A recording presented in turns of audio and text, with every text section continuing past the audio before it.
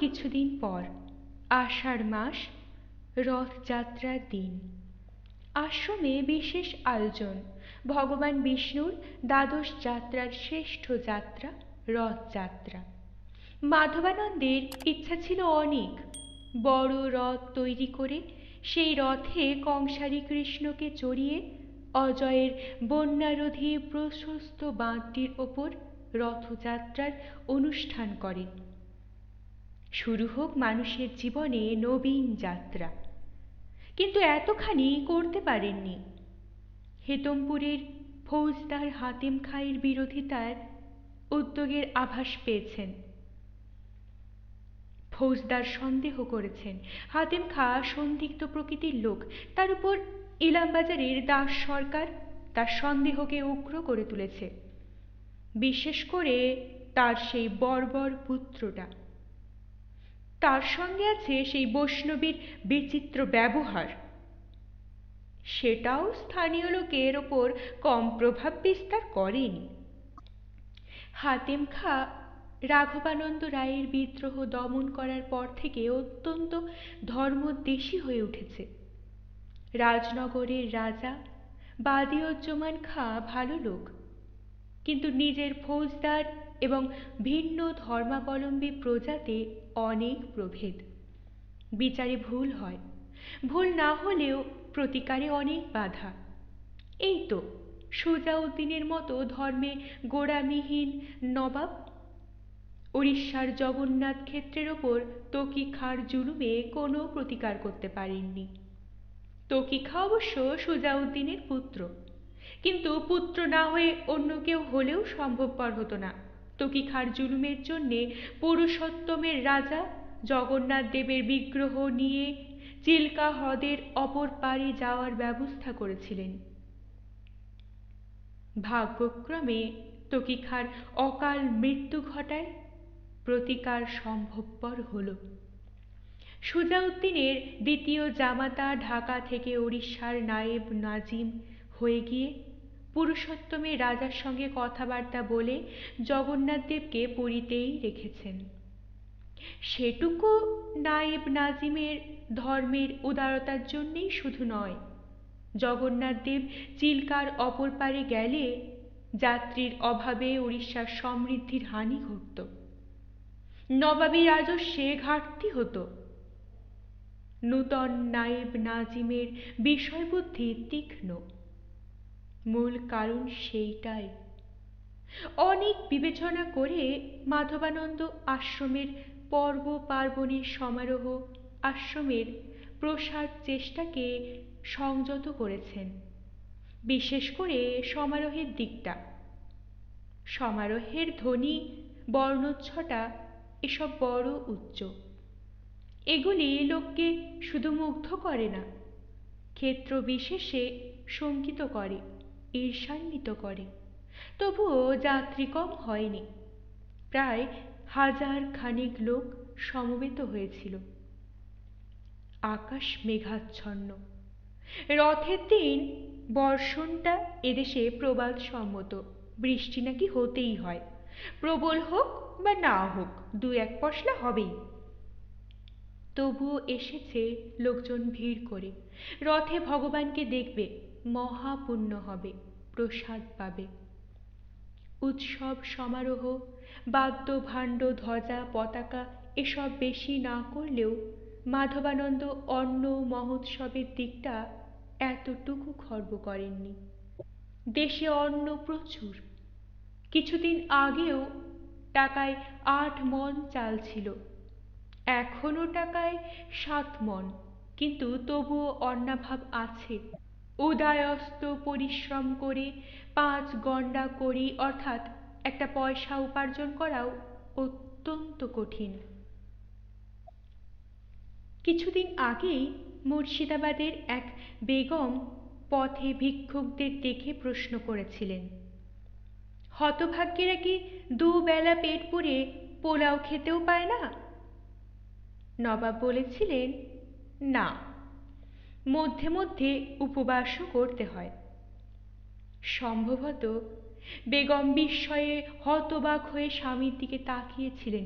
উত্তরে বোধ করি নবাব নিজের কপালে হাত দিয়ে বলেছিলেন, সবই নসিব বেগম সাহেবা, নসিবে না থাকলে জুটবে কি করে।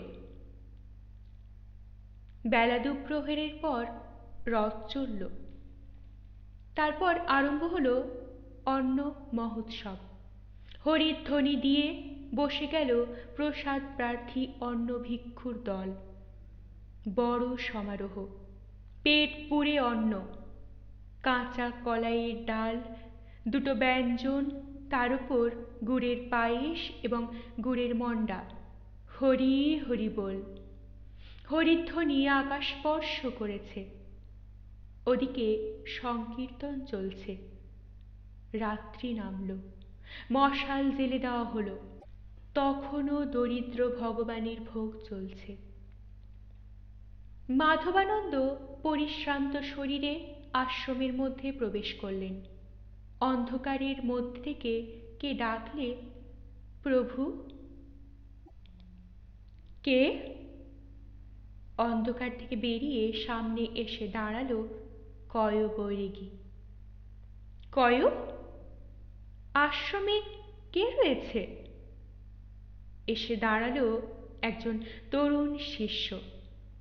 গুরু মহারাজ, একে দুটো কপর্তক দিও, তোমার ভোজন হয়েছে কয়? পেট ভরে গোসাই, একদিন বলেছিলাম এ আপনারা গয়াক্ষেত্য করেছ, এখানের অন্ন দেখে পিণ্ড, আজ পরমান্ন মন্ডা খেয়ে পেট বোঝাই করেছি। শুনে খুব খুশি হলাম। তোমার মধ্যে প্রচ্ছন্ন দামোদর আছেন কয়? না প্রভু, কয় এ টোকাটায় তুষ্ট। দামোদরের মতো গেরাম বস্তি জোর করে পেটে পুরতে পারে না। কয় অজয়ও নয়, কয়নে হাত মাঠের নালা, গা ধোয়া জলেই ভরে যায়। হাসলেন মাধবানন্দ। কয় বললে, একটা কথা বলবো বলে দাঁড়িয়ে আছি গোসাই, নইলে এতক্ষণে কয় চলে যেত।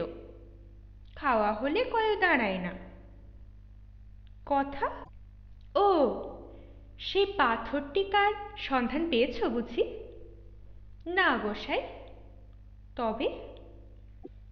ছলনা করো না গোসাই, তুমি তো সিদ্ধ পুরুষ। আমার কথা তুমি জানো না এ কি হয়? না কয়, আমি সিদ্ধ পুরুষ নই। লোকের মনের কথা কেউ জানতে পারে কি না জানি না, তবে শুনেছি নাকি পারে। আমি পারি না। সিদ্ধ পুরুষেরা যা যা পারেন বলে শুনেছ, তার কিছুই আমি পারি না। তবে মাঝি পাগল হলো কেন গোসাই? কে মাঝি? কে? কেষ্টদাসী বৈষ্ণবী, ইলেমবাজারে আমাদের সম্প্রদায়ের মাঝি। সেদিন মধুকৃষ্ণা তেয়োদশীর দিনে সেই গোসাই সাজা বৈরাগীর দল যারা মা বেটিকে ধরতে গিয়েছিল। এক মুহূর্তেই সব স্মৃতিপথে উদিত হলো। একটি দৃশ্যপটের মতো ভেসে উঠল মনুষ্যচক্ষে, সঙ্গে সঙ্গে শ্রুতিও যোগ হলো। স্মরণে এসে গেল, এই মেয়েই তো বৈশাখ মাসের জলসত্রের সময়ে তৃষ্ণার জল উপেক্ষা করে চিৎকার করেছে। রাধাকে যারা কলঙ্কিনী বলে স্বামীর পাশ থেকে নির্বাসন দিয়েছে, খেও না, তাদের জল খেও না। আবার ওই বৈষ্ণবী নাকি অন্যত্র তার আশ্রমের সেবকদের রক্ষা করেছে ইলাম বাজারের বর্বর ধনী পুত্র ক্রূরের অনুচরদের আক্রমণের হাত থেকে। চিৎকার করে বলেছে, তাহলে সর্বনাশ হবে, জ্বলে পুড়ে ছাই হয়ে যাবে এ চাকলা, রক্ত গঙ্গা বয়ে যাবে। খবরদার, খবরদার। সে পাগল হয়ে গেছে। পরস্পর বিরোধী আচরণ এবং উক্তি থেকে সেই সত্যই প্রকাশ পাচ্ছে নিঃসন্দেহে। কিন্তু কয় তাকে দায়ী করে কেন? মা এবং মেয়েকে তার স্পষ্ট মনে পড়ছে। তাদের তিনি বর্গীদের হাত থেকে রক্ষা করে সযত্নে নৌকো যোগে ইরামবাজারে পৌঁছে দেবার ব্যবস্থা করেছেন। অকরুণা বা ক্রোধ এ তো তার মনের মধ্যে উদয় হওয়ার কথা স্মরণ করতে পারছেন না। ভ্রুকুঞ্চিত করে মাধবানন্দ বললেন, এসব ভুল কয়। মেয়েটি পাগল হয়ে গিয়ে থাকলে ব্যাধিতে হয়েছে, তার সঙ্গে আমার কোনো সম্পর্ক নেই। এমন কোনো মহিমাও আমার নেই যাতে আমার ক্রোধে ক্ষোভে কারো কোনো অনিষ্ট হয়। কিন্তু হয়েছে যে গোসাই, মোহিনী বলছে আর কাঁদছে। মোহিনীকে? সে কিশোরী মেয়েটি? হ্যাঁ গোসাই, কেষ্টদাসীও বলছে, ওরে আমি কেনে গেছিলাম রে, মনির ছটা দেখে বিষধরের কথা ভুলে কেনে হাত বাড়িয়েছিলাম, জ্বলে গেল বিষে, আমি জ্বলে গেলাম। আমি বারণ করেছিলাম গোসাই, তেরোদশীর দিন যখন ওপার থেকে এখানে আসে মালা নিয়ে, ফুল নিয়ে, ভেট নিয়ে, তক্ষুনি আমি বারণ করেছিলাম। আমি বলেছিলাম গোসাই, মনির লোভে ফণির গর্তে হাত বাড়িও না মাঝি। মাঝি বলেছিল, ওরে কয় সে মনি হলে আমিও ফণি ধরুনি। আমার মোহিনী মন্তর আছে রে, আমার মোহিনী মন্তর আছে। গোসাই, সে ওই মেয়ে মোহিনীকে তোমার পায়ে পুজো দিতে এসেছিল, ভোলাতে এসেছিল। স্থির দৃষ্টিতে কয়ের দিকে তাকিয়ে রইলেন মাধবানন্দ। এ মেয়েটির মনের কথা তিনি না জানলেও এদের এ চরিত্রের কথা তো তার অজানা নয়, এবং কৃষ্ণদাসীকে দেখে সেই দিনই তার নিজের বাল্যস্মৃতির একটি ঘটনার কথা তার মনে পড়ে গিয়েছিল।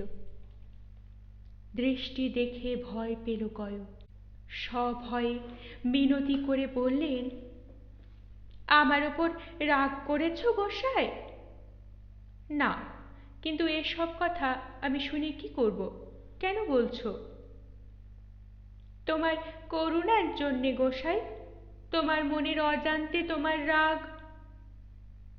রাগ আমি করিনি। মেয়েটা সর্বনাশ হয়ে যাবে গোসাই, ওই পাষণ্ড অক্রুর। কানে আঙুল দিয়ে মাধবানন্দ চলে গেলেন।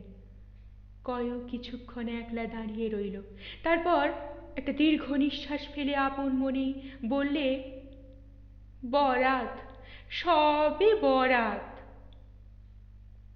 নাও ধরো। একজন সন্ন্যাসী এসে সামনে দাঁড়ালেন। কপর্দক। কয়ক কপর্দক দুটি নিয়ে গামছার খুঁটে বাঁধছিল আর ভাবছিল। সংসারে কপর্দক এক ফ্যাসাদ, লোকের কাছে কড়ি দুর্লভ সামগ্রী। কপর্দক তো সত্যিকারের ধন সম্পদ, এসে কোথায় রাখবে? মাঝি ভালো থাকলে। দাঁড়াও কয়। গোসাই?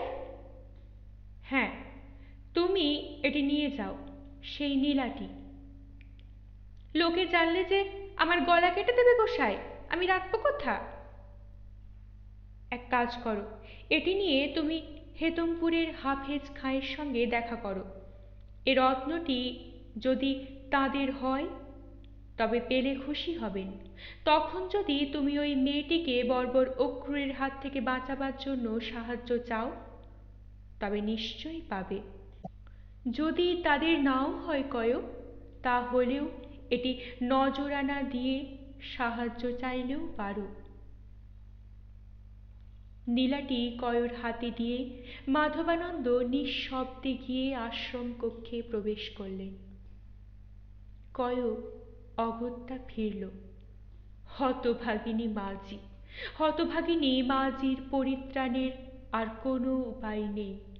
হায় মাঝি, সারা জীবনটাই তুমি অপচয় করলে, সারা জীবন। ভগবানের কম দয়া তো তোমার উপর ছিল না?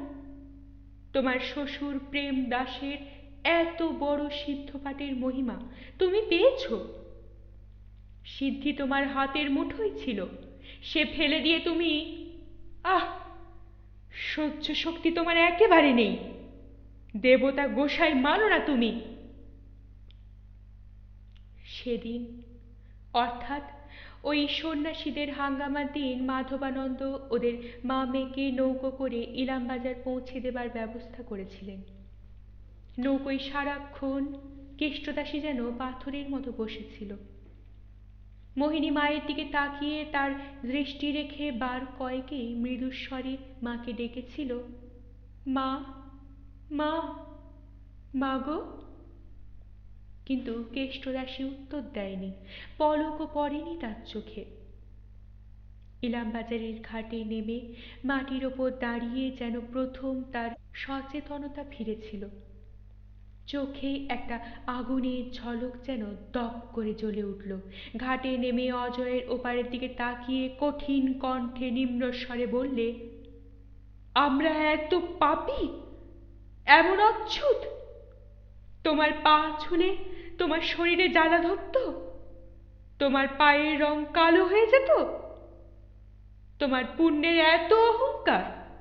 তুমি রাজার ছেলে, তুমি পুণ্যাত্মা, আর আমরা ভিখারি, বৈরাগী, বাউল, বৈষ্ণব বলে। মোহিনী ভয় পাচ্ছিল গোড়া থেকেই। আর সে সহ্য করতে পারেনি। সভয়ে সে মায়ের হাত ধরে তাকে ডেকেছিল, মা, মা গো। হাত ধরে তাকে নাড়া দিয়েছিল। এবার চকিত হয়ে মেয়ের মুখের দিকে তাকিয়ে আবার একবার অগ্নির দৃষ্টি হেনেছিল এবং খপ করে মেয়ের হাত ধরে বলেছিল, আর তুই? তারপর তাকে প্রায় টানতে টানতে পথ চলতে শুরু করেছিল। হঠাৎ বলেছিল, কচি খুকি, তুইও কচি খুকি। মোহিনী সভয়ে বলেছিল, আমি কি করলাম? কেন তো মালা নিতে হাত বাড়িয়েছিলি? আমি মনে করলাম আমাকে দেবে গোসাই। চোখ দুটো জল জল করছিল কেন তোর? নৌকায় কেন অমন করে তাকিয়ে কাঁদছিলি? আমি ভাবতাম মেয়ে আমার সত্যিই কচি খুকি, ভাবতাম হাবা গোবা, তুমি খুব শেয়ানা। কুৎসিত কথা বলতে শুরু করেছিল কেষ্টদাসী। মোহিনী বিবর্ণ মুখে বলেছিল, মা গো, ওসব বলিস না মা গো, তোর পায়ে পড়ি গো। তবুও ক্রোধের শান্তি হয়নি কেষ্টদাসীর। জানি, ওই রাজার ছেলে ভণ্ড গোসাইদেরও আমি জানি। আমি তো কিশোরী নই, আমি তো কুঁড়ি নই, তাই আমি অদ্ভুত। আর চাপার কলির দিকে চাউনি, সে চাউনিতে। কুৎসিত উপমা দিয়ে কথা শেষ করলে সে। তারপর আবার বললে, এই পূর্ণিমেতেই তোমাকে অক্রূর চণ্ডালের আটচালায় উচ্ছুণ্ড করব আমি। এবার কেঁদে উঠল মোহিনী, মা গো, না, না গো, না, না, আমি মরে যাব গো, আমি মরে যাব। সন্ধ্যার পর কেষ্টদাসী কয়কে সঙ্গে নিয়ে নিজেই গিয়েছিল রমন সরকারের বাড়ি। অক্রূরকে দেখবার অছিলা করে তার কাছে প্রতিশ্রুতি নিতে গিয়েছিল। ভেতরটা তার অপমানে ক্ষোভে জ্বলে যাচ্ছিল যে এত বড় আঘাত সে জীবনে পায়নি। এমনকি তাদের সমাজের ওপর প্রতিপত্তি নিয়ে, যার সঙ্গে তার শ্বশুরের মৃত্যুর পর থেকে ছোটখাটো কত ঝগড়া হয়ে গেল, সেই সুপুরের আনন্দচাঁদ ঠাকুরের কাছেও পায়নি। আনন্দচাঁদ ঠাকুরও ব্রহ্মচারী, বৈষ্ণবী শক্তি নিয়ে ভজন পূজন তিনিও করেন না, অথচ বৈষ্ণবী বলে ঘৃণাও করেন না।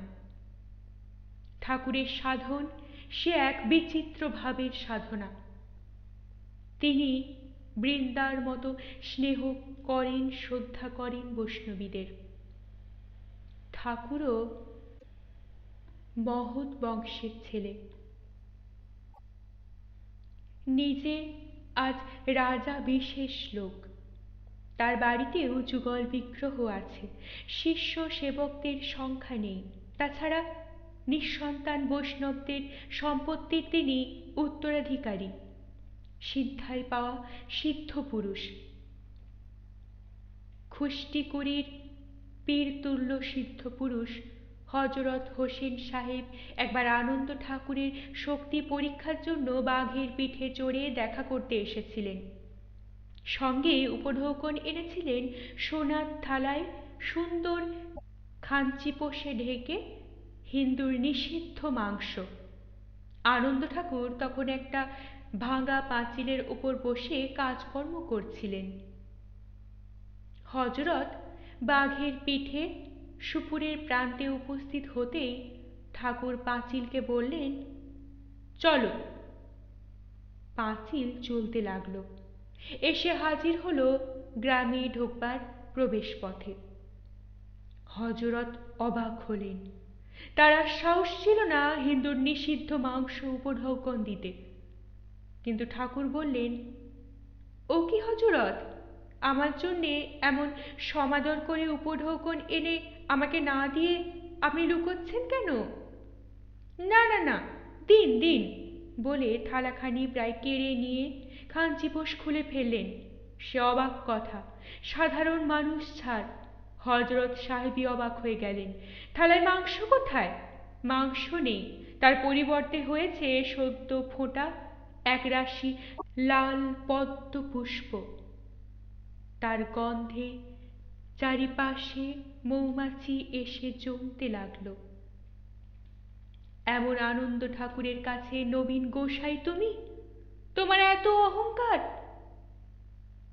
কেষ্টদাসীও সিদ্ধপাটে অধিকারিণী, তার হুকুমে পাঁচিল না চলুক, বাঘ তার বশ না মানুক। ইচ্ছে করলে সে বাঘিনী হতে পারে, কালনাগিনী হতে পারে। নবীন গোসাই, তুমি কালনাগিনীর মাথায় পা দিয়েছ।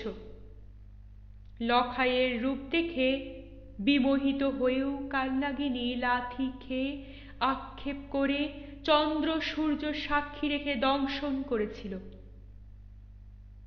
কেষ্টদাসীও ঠিক তাই বলে চন্দ্র সূর্য সাক্ষী রেখে তোমাকে দংশাবে।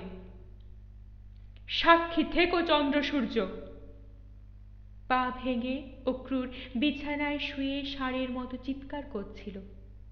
সত্যই ষাঁড়ের মতো, কণ্ঠস্বরে তার মানুষের মাধুর্যের চেয়েও জন্তুর, বিশেষ করে ষাঁড় মহিষের কর্কশতার আভাসই বেশি।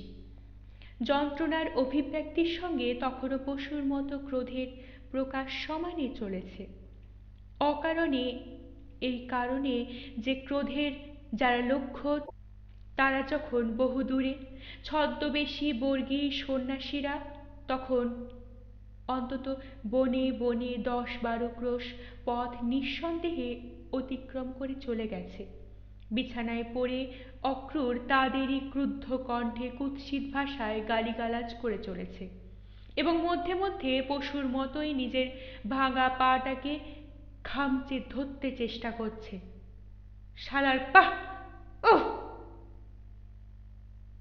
কেষ্টদাসীকে দেখে সে খানিকটা শান্ত হলো। মোহিনীর মা তাকে দেখতে এসেছে, তার উপর কেষ্টদাসীর বিরূপতা সে জানে। সেই কেষ্টদাসী আজ সদয় হয়ে দেখতে এসেছে, এ কি কম কথা? কুৎসিত দুপাটি দন্ত বিস্তার করে অক্রূর বললে, মাজি এসো। তারপরেই সে আর এক দফা চিৎকার করে উঠল। যাত্রা দলের ভীমের মতো ক্রুদ্ধ চিৎকারে বলে উঠল, এবার পেলে শালাদিকে আমি। দাঁতে দাঁত কষে কর্মর শব্দ করে বললে, শালাদিকে চিবিয়ে খাবো আমি। তার মনে পড়ে গেল বর্গীদের হাতে মাঝি এবং মোহিনীও চরম লাঞ্ছিত হতে হতে কোনো ক্রমে বেঁচে গিয়েছে। ওই শালা বর্গী গোসাইদের। তারপর বর্ষণ করলে সে এক দফা অশ্লীল গালিগালাজ। কেষ্টদাসী বললে, আছো কেমন? শালার পাখানা ভেঙে গিয়েছে। হাড় ভেঙেছে, কবিরাজ হাড় জোড়া দিয়ে বেঁধে দিয়েছে। পাজি বেটারা বদ্রীনাথের ঘোড়া বানিয়ে দিয়ে গেল। ডান পাটা লটর পটর, বা পাটা খোড়া। বাবা বদ্রীনাথের ঘোড়া। বলেই হি হি করে হাসতে লাগলো। তারপরই হাত বাড়িয়ে অনুচরকে বললে, দে রে বেটা, বোতলটা দে। সেই মুর্শিদাবাদের আমদানি করা জিনিসটা, শালা মদ খেয়ে পড়ে থাকা ছাড়া উপায় নাই। মদ খানিকটা গিলে বললে, শোনো মাঝি, একটা কথা বলি তোমাকে। কেষ্টদাসী বললে, তোমার সঙ্গে আমারও কথা আছে অক্রূর, তোমার চাকর বাকরকে বাইরে যেতে বলো। এই শালা শুয়োরের বাচ্চারা, যা যা, বেরিয়ে যা। দৌড় দিয়ে দে রে আবাগির বেটারা। তারপর শোনো মাঝি, আগে আমার কথাটা শোনো, তোমার কথা পরে শুনবো। মোহিনীকে তুমি গিয়ে পাঠিয়ে দাও, সে গায়ে হাত বুলোবে, তাতে আমারও আরাম হবে। নরম কচি হাতের হাত বুলুনি ভারী ওষুধ। তারপরে শাসনের ভঙ্গিতে বললে, না দিলে হুম হুম বুঝতে পারছ? हम अक्रूर है, लेकिन दुनिया बोलता हम क्रूर है, जबरदस्त सूर है। सुनो माजी, काजी के दरबार दूर है, बहुत काजी हम देखा है, जेब में रुपया है, काजी हाजी गाजी पाजी सभी इसमें राजी है। এবার সহজ বাংলায় বলি, শোনো মাঝি, সহজে তুমি রাজি না হলে আমি আজই লোক পাঠিয়ে মোহিনীকে তুলে আনাবো। হ্যাঁ। বলেই সে নিজের এহেন কাব্য প্রতিভায় উদ্দীপ্ত হয়ে হা হা করে হেসে উঠল। দাসী সহজে ভয় পায় না, জীবনে সে অনেক দেখেছে। সে স্থির দৃষ্টিতে চেয়ে বলেছিল, আমি তোমাকে ডাকিনী বিদ্যেতে বান মেরে পেড়ে ফেলবো ছোট সরকার। বর্গিরা পা ভেঙে দিয়ে গিয়েছে, সে সারবে, খুঁড়িয়ে হলেও চলতে পারবে। আমার বানে তোমার সারা জীবন পঙ্গু হয়ে পড়ে থাকতে হবে। বোবা শুদ্ধ করে দেব আমি। আমার শ্বশুরের সিদ্ধায় হারাইনি, সে আমার কাছে আছে। এবার ভয় পেলে অক্রূর হৈ হৈ করে দেতো হাসি হেসে সে কেষ্টদাসীর একটু তোষামোদ করেই বললে, না না না, ও আমি তামাশা করে বলছিলাম মাজি। তুমি হো বাবার সেবা দাসী, নইলে তোমাকেই বলতাম, তুমি থাকো দাসী, গায়ে মাথায় হাত বুলিয়ে দাও। কেষ্টদাসী মেঝেতে থুথু ফেলে বললে, মাছের মধ্যে হাঙর, পাখির মধ্যে শকুনি, জন্তুর মধ্যে বুনো শুয়োর, পোকার মধ্যে মাছি, আর মানুষের মধ্যে তুমি ছোট সরকার, তোমাদের তুলনা নাই। কিন্তু তবু তোমার হাতে মোহিনীকে আমি দেব। আজ বলি তোমাকে, এতদিন দেব দেব মুখে বলেছি, কিন্তু মনে ঠিক করেছিলাম দেব না, কিছুতেই না। দরকার হলে পালাবো, কিন্তু আজ সত্যি করে বলছি, দেব দেব দেব, তবে এক শর্তে। কত টাকা? টাকা নয়। বেশ সম্পত্তি? না, তাও নয়। তবে কেন্দুলির ওপারে গড় জঙ্গলে এক নতুন গোসাই এসেছে। হ্যাঁ, কোথাকার রাজার ছেলে, সেই তো। বাধা দিয়ে কেষ্টদাসী বললে, মহারাজার ছেলে হোক, দেবতা হোক, ওকে যদি অপমান করতে পারো, বাজারের নোটি দিয়ে যদি অপমান করতে পারো, তাহলে, শুধু তাহলে তোমার হাতে মোহিনীকে দেব। অক্রূর জীবনে কোনো কাজেই হিসাব করে না, ক্ষতিও বোঝে না, শুধু নির্বোধের মতো প্রবৃত্তির তাড়নায় কর্মে ঝাঁপ দিয়ে পড়ে। মন্দ কাজ হলে তার সঙ্গে জোটে তার বর্বর উল্লাস। বর্বর উল্লাসের সঙ্গেই সে বললে, আহ, हाय हाय हाय, हम पाभंग के बिस्तर में पड़ा हुआ है, नहीं तो अच्छा अभी अभी अभी अभी अभी नटीर दल हम भेजूंगा उसको मठ में। वो लोग लिंगटा नाच नाच के मुंह में थूक दे के चला आएंगे। না, ইলাম বাজারে ওকে আসতেই হবে, কোনো না কোনো কাজ পড়বেই, তখনই এই বাজারে। বহুত আচ্ছা, তাই হোগা বলেই সে নিজের বুকে তবলার বোল বাজিয়ে দিয়েছিল, তেটে খেটে কাতে গাদির ঘিনি ধা।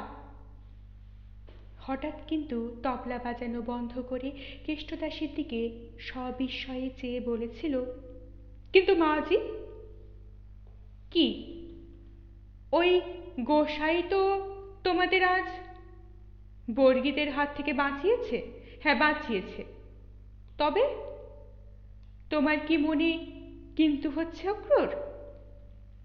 হা হা করে হেসে অক্রুর বলেছিল, আমার মনে কিন্তু?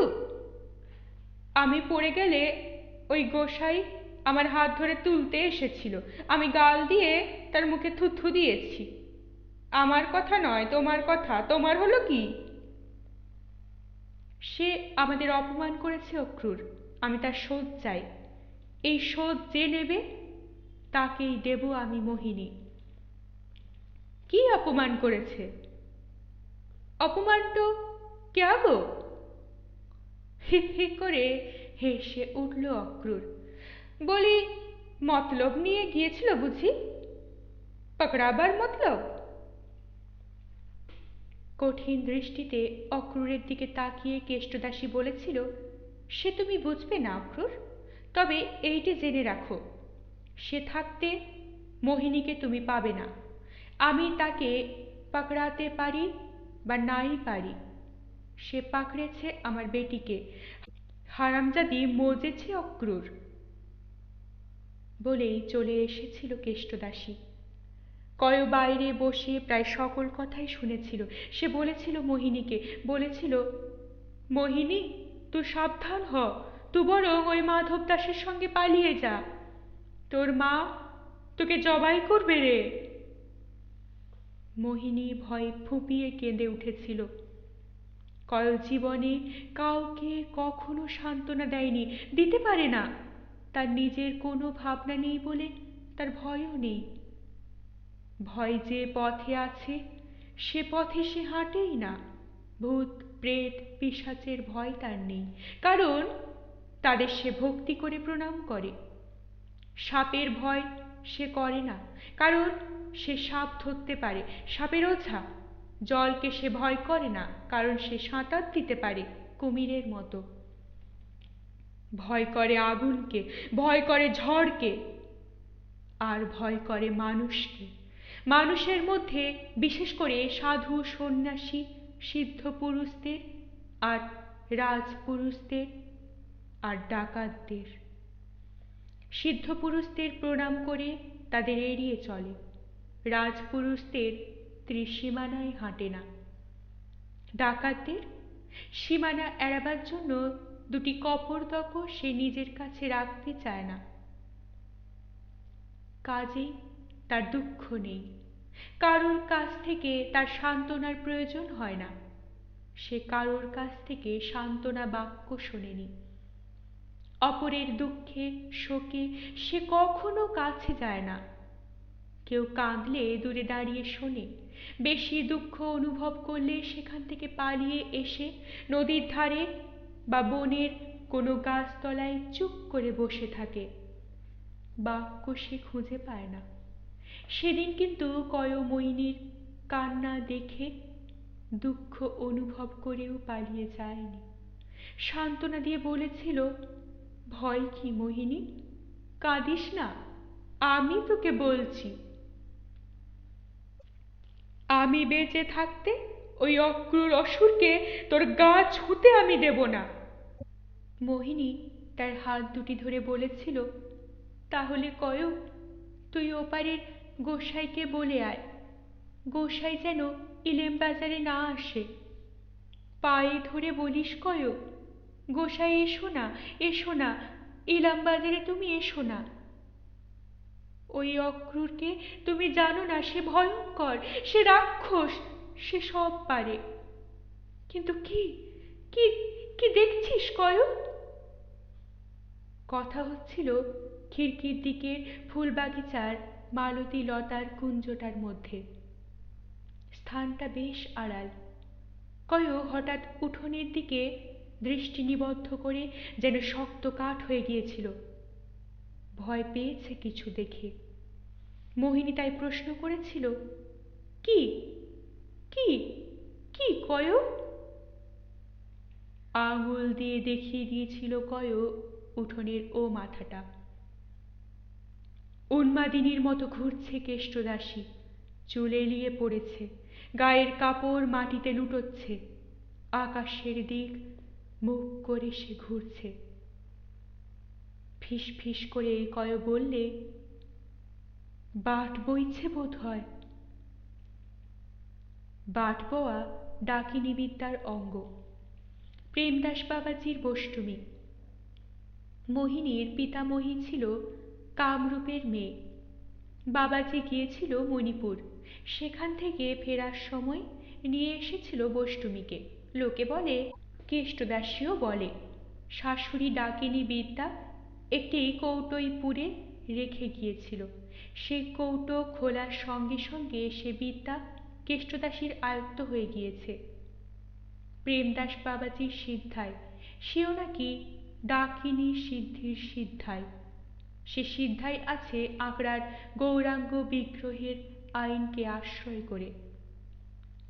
আশীর্বাদ আছে 3 বৎসর নিষ্ঠার সঙ্গে সাধন হলেই, ওই গৌরাঙ্গ বিগ্রহকে ফুল জল দিলেই, 2 বেলা আরতি করলেই সে সিদ্ধায় নিশ্চয়ই পাবে। সে সিদ্ধায় কেউ কেউ বলে কেষ্টদাসী পেয়েছে, কিন্তু কয়ও জানে না, সে সিদ্ধায় পায়নি এখনো মাঝি। মাঝি নিজে শাসায় লোককে শাশুড়ির ডাকিনী বিদ্যার জোরে। ডাকিনী বিদ্যাকে জাগাতে হলে বাট বইতে হয়। তার শুরুটা ঠিক এই রকম।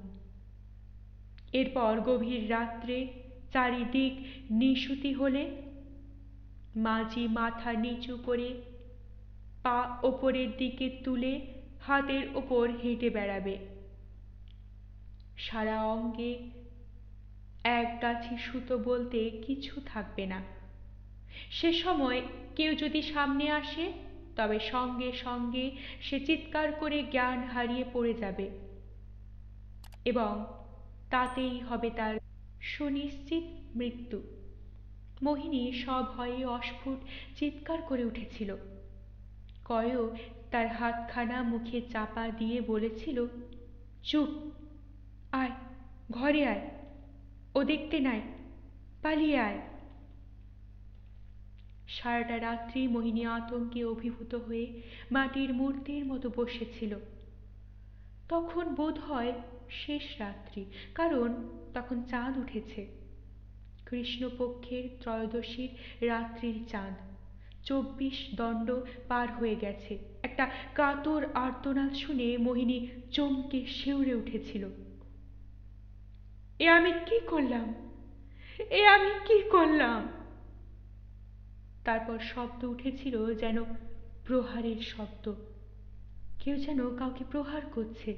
চিৎকার করে মোহিনী ডাকতে গিয়েছিল, মা, মাগো, কিন্তু বাড়ির বাইরের দিক থেকে শুনতে পেয়েছিল কয়ুর কণ্ঠস্বর। কয়ু বাড়ির বাইরের দাওয়ায় শুয়েছিল। সে সন্তর্পিত কণ্ঠে মোহিনীকে ডাকছিল, মোহিনী, মোহিনী। নিস্তব্ধ নিশুতি রাত্রি, তার মধ্যে এ ডাকে ব্যঞ্জনা দ্বিগুণিত হয়ে উঠেছিল। সাবধান মোহিনী, উঠিস না, দোর খুলিস না, ডাকিস না, খবরদার। কয়ও শুনতে পেয়েছিল এ আর্তনাদ। আর্তনাদ তখনও শেষ হয়নি। সেই মুহূর্তেই আবার আর্তনাদ উঠেছিল, রক্ষা করো, তুমি রক্ষা করো ঠাকুর, মহাপ্রভু, হে গৌরাঙ্গ দয়াল, তুমি রক্ষা করো।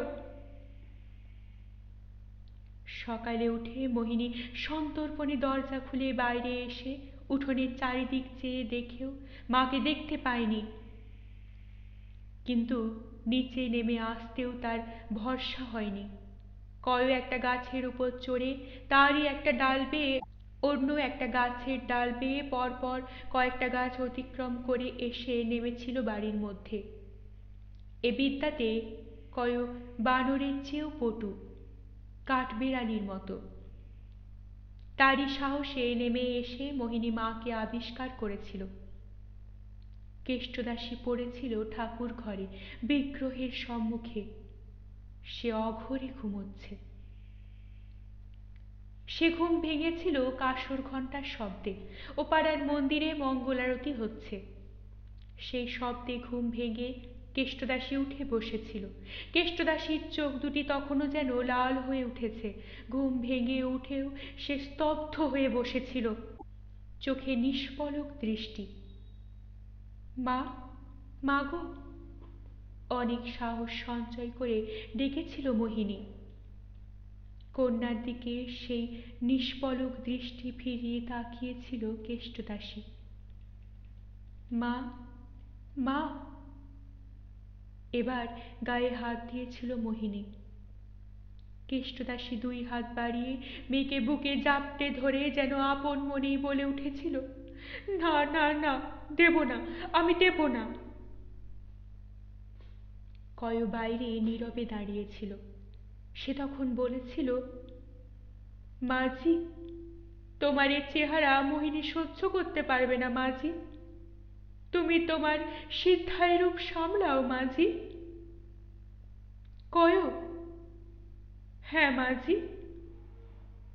একটা দীর্ঘশ্বাস ফেলেছিল কেষ্টদাসী।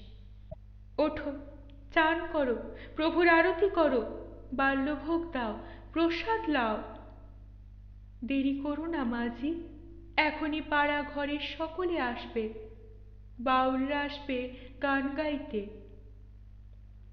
কয়েক মুহূর্ত স্তব্ধ থেকে উঠেছিল কেষ্টদাসী। দিনের আলোয় যেন অনেকটা আত্মস্থ হয়েছে তখন। আলনা থেকে গামছাটা টেনে নিয়ে বেরিয়ে গিয়েছিল খিড়কির পথে। কিছু দূর পরে খিড়কির ডোবাটাতেই স্নান সেরে এসে কাপড় ছেড়ে গিয়ে আবার ঢুকেছিল মন্দিরে।